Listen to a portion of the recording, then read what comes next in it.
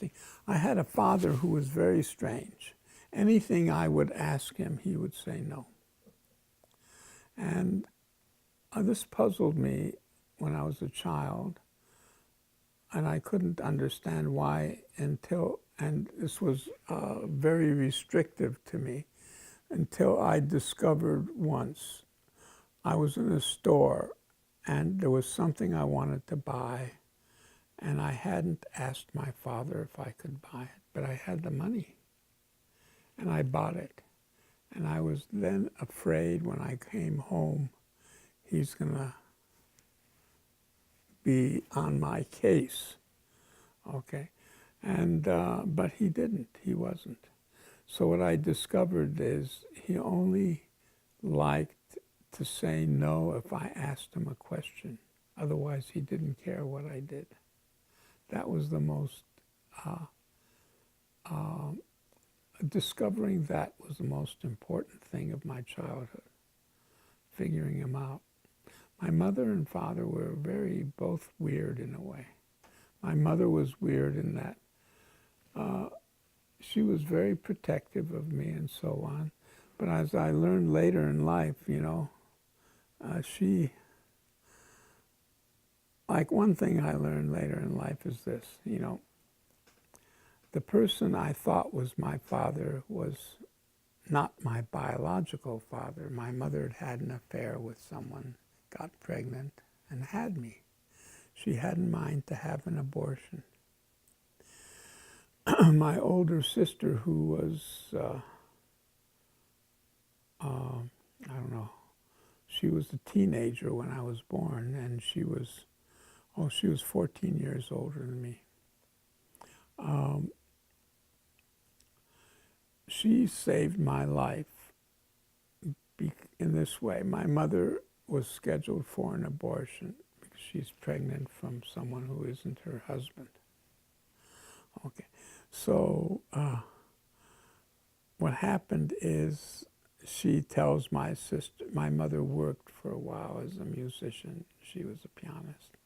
And, California was, Southern California, the Los Angeles area was this mecca for musicians like my mother, because every musician under the sun there, normally musicians couldn't get work, but everyone could get work in Hollywood because they hadn't invented recording or tape recorders or stuff like that.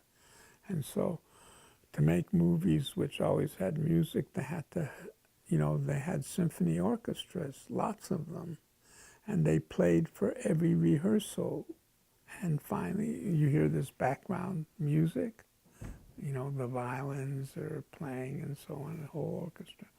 Well, they were there for all the rehearsals and so on, so they employed musicians. It was the only city in the world where every musician had a job, or the only city in most of the world. So your sister saved your life. How did she do that? She did it this way. She saved my life because, my mother intended to get an abortion when she realized she was pregnant. And she was somewhat fearful, I guess, because she was pregnant from someone and, it might be obvious once I was born. Okay. So what happened is she decided to have an abortion. In those days it was legal. So she arranged for an abortion, and they told her, we'll call you and when you have to come in.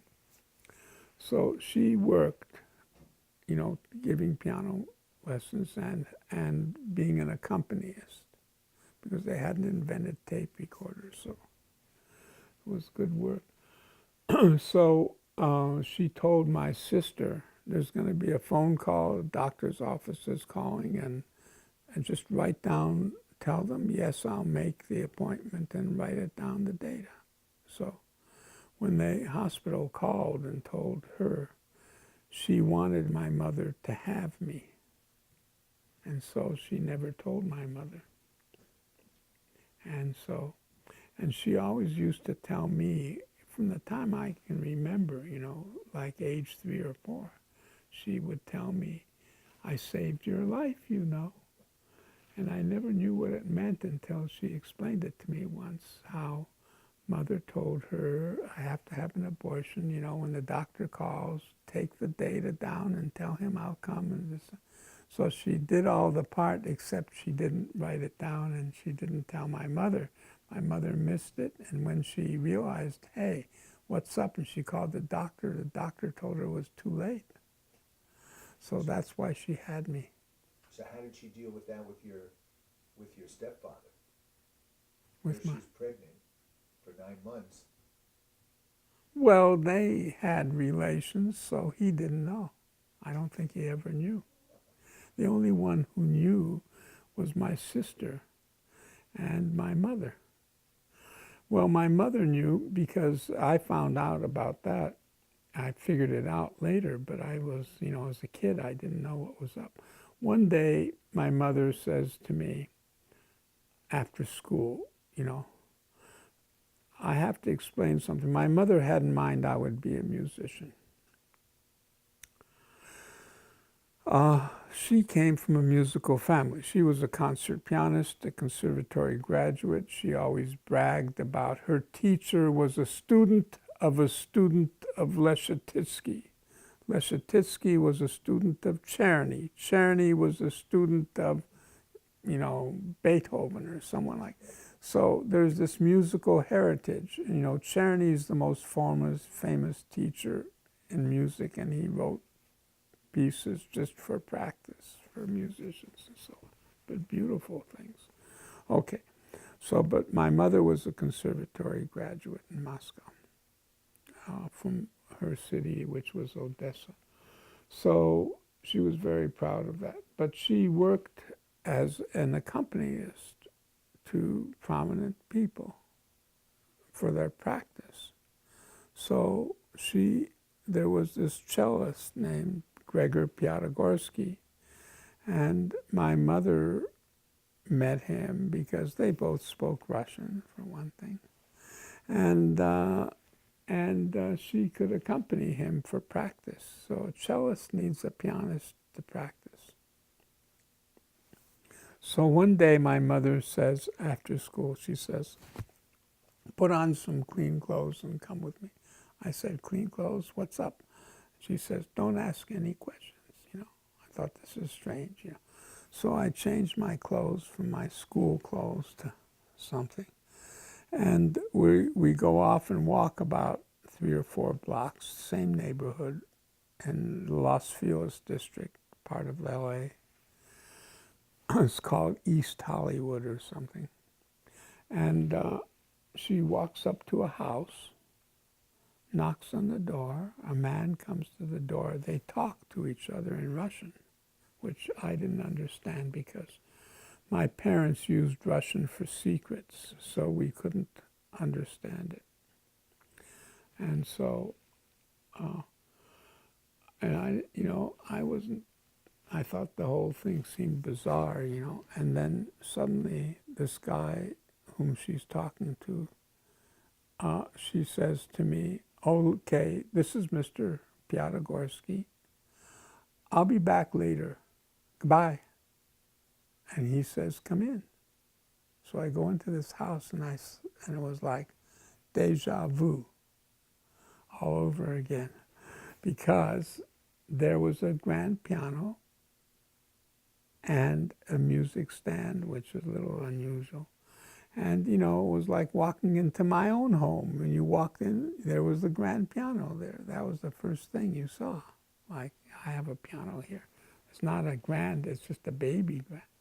Okay.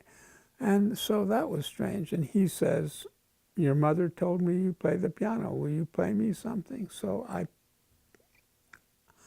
now I have to explain. My mother had in mind I would be a musician. I got started on the violin at age 4.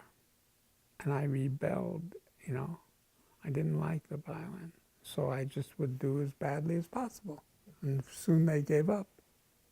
Okay, then I got started on the piano. I liked the piano, but I didn't like practicing. So, you know, I invented tricks. So here's an example. My mother would say, learn this piece. And so I would learn the left hand.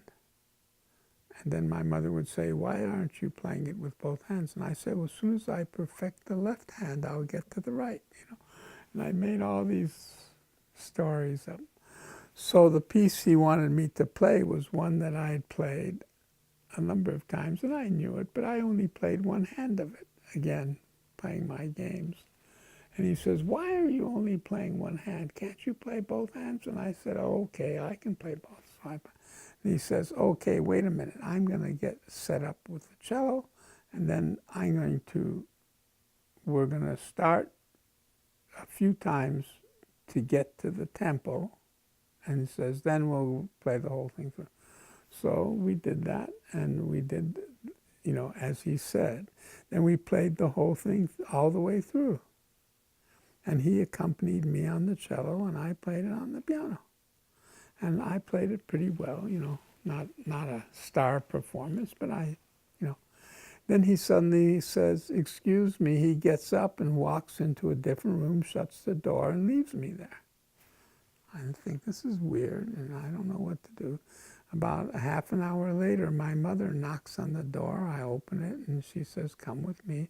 So I ask her, who was this guy? And she said, don't ask me any questions. I'm not going to discuss it with you. Okay. So now you have to go to get to the result. Here's what. Rick, Joyce and my son, was working for a company in, I think it was North Carolina. And so I would travel down there because I was on the board of the company he worked on. So I would go down, fly down, and so on. And since I was on the board, we would have these board meetings. And then one day, there's a new board member, and he's introduced by one of the other board members, and they told me he's a lawyer, and he's from he lives in Washington. And so we're at this board meeting, and at several times in the board meeting, we're at a table, you know, I see him staring at me, you know, and he's staring at, every time I looked over at him, he's staring at me like, you know, like I'm a freak, you know. And I think, what's going on?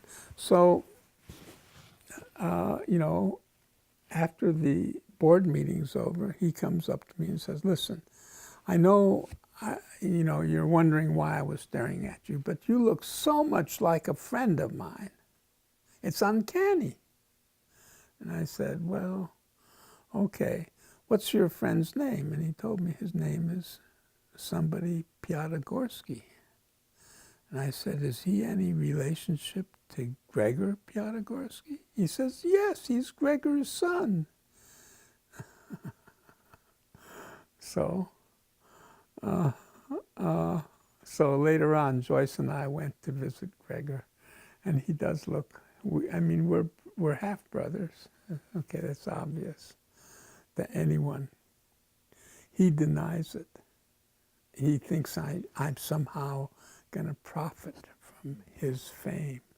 You know, he recently wrote a book because he had both his parents were very famous. Gregor Piatigorsky ended up marrying one of the daughters of the Rothschild family, which was the richest family in the world in those days.